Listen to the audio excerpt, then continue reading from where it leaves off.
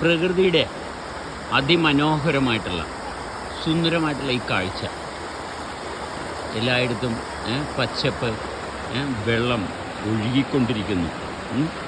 ഇതൊക്കെ വളരെ മനോഹരമായിട്ടുള്ള കാഴ്ചകളാണ്. ഇതിൻ്റെ ഇടയിൽ നമ്മൾ ശ്രദ്ധിച്ച് നോക്കിയാൽ നമുക്ക് എന്തൊക്കെ കാണാൻ പറ്റും നോക്കണം. ഇത് കണ്ട നമ്മുടെ മനുഷ്യരുടെ വിജ്ഞാനമാണ് കാണാവുന്നത്. സമൂഹത്തിൻ്റെ വളരെ മനോഹരമായിട്ടുള്ള ചില പ്രവർത്തനങ്ങളാണ്. നോക്കണേ, ഇതൊരു ചെറിയൊരു സ്ഥലത്താണ്, ഇതൊരു ചെറിയ സ്ഥലമാണ്. നോക്കണം, കെട്ടിക്കിടക്കുന്നത് കണ്ട. ഇതിൻ്റെ ഉള്ളിൽ ഒരു തുണിയുണ്ട്. അപ്പം നമ്മൾ മലിനമാക്കുന്നത് എന്താണ്? നമ്മൾ മലിനമാക്കുന്നത് നമ്മുടെ പ്രകൃതിയാണെങ്കിൽ നമ്മളുടെ പ്രകൃതിയിൽ തന്നെയാണ് രോഗത്തിനുള്ള കാരണങ്ങൾ വരുന്നത്. നമ്മളുണ്ടാക്കുന്ന നമ്മളുടെ പ്രകൃതി, വളരെ മനോഹരമായിട്ടുള്ള പ്രകൃതിയിൽ നമ്മൾ വേണ്ടാത്ത സംഭവങ്ങൾ ചേർക്കുമ്പോൾ ആരെയാണ് ഇത് ബാധിക്കുന്നത്? ഇത് ചേർക്കുന്നവരെ തന്നെയാണ് അത് ബാധിക്കുന്നത്. അല്ലാണ്ട് വേറെ ആരെയും ബാധിക്കാനുള്ള ഒരു സാധ്യതയുമില്ല. കാരണം നമ്മളുടെ അന്തരീക്ഷം നമുക്ക് കാത്തു സൂക്ഷിക്കാൻ പറ്റുന്നില്ലെങ്കിൽ, ആരാണ് അന്തരീക്ഷം മലിനമാക്കുന്ന അവരെ മാത്രമേ ബാധിക്കത്തുള്ളൂ. മറ്റുള്ള കിളികളും മറ്റുള്ള ചെറിയ ജീവജാലങ്ങളും വൻ ജീവജാലങ്ങളും സസ്യങ്ങളും ഇവരെ ഒന്നും ഇത് ബാധിക്കത്തില്ല.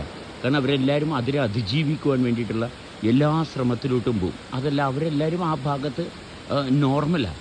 കാരണം മനുഷ്യൻ മാത്രം ചെയ്യുന്ന ചില വൃത്തികേടിൻ്റെ ഭാഗത്ത് മനുഷ്യൻ അതിനെ അതിജീവിക്കാനുള്ള കഴിവുമില്ല.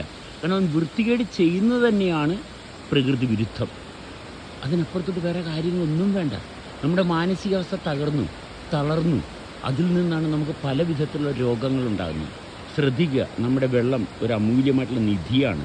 ഈ വെള്ളത്തിൽ ഒരിക്കലും ഒരു കുറവ് വരത്തില്ല. പക്ഷെ നമ്മളുടെ വെള്ളത്തിൽ നമ്മൾ മാലിന്യമാണ് ചേർക്കുന്നത്. അങ്ങനെ മലിനമാക്കാതെ ഓരോ വ്യക്തിയും, നമ്മൾ വണ്ടിയിൽ പോകുമ്പോഴത്തേക്ക് പ്ലാസ്റ്റിക് കുപ്പികളൊക്കെ എന്തിനാ വലിച്ചെറിയുന്നത് അങ്ങോട്ടും ഇങ്ങോട്ടൊക്കെ? എന്തെങ്കിലും കാര്യമുണ്ടായി കുപ്പി വലിച്ചെറിയുന്നതിൽ? നമുക്കത് പ്രോപ്പറായിട്ട് ഡിസ്പോസ് ചെയ്യാനുള്ള ഒരുപാട് മീൻസ് സർക്കാർ അവിടെ ഇവിടെയൊക്കെ ചെയ്തു വെച്ചിട്ടുണ്ട്. ഒരുപാട് സ്ഥലത്ത് പ്ലാസ്റ്റിക്കുകൾ കൃത്യമായിട്ട് ഡിസ്പോസ് ചെയ്യാനുള്ള ഒരുപാട് മീൻസ് ഉണ്ട്.